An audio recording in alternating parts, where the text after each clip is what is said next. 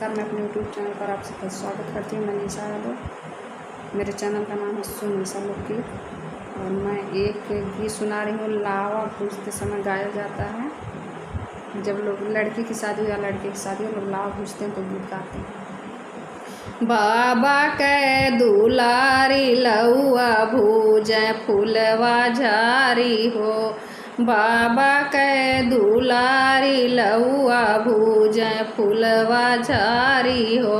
सड़िया से लहंगवा देव उहवली ले जाया हो, सड़िया से लहंगवा देव उहवली ले जाया हो। बाबा के दुलारी लौआ भूजै फूलवा झारी हो, बाबा के दुलारी लौआ भूजै फूलवा झारी हो। हरवा से अंगूठिया देव उहवली ले जाया हो, सिकड़ी से हम हरवा देव उहवली ले जाया हो। बाबा के दुलारी लौआ भूजै फूलवा झारी हो, बाबा के दुलारी लौआ भूजै फूलवा झारी हो।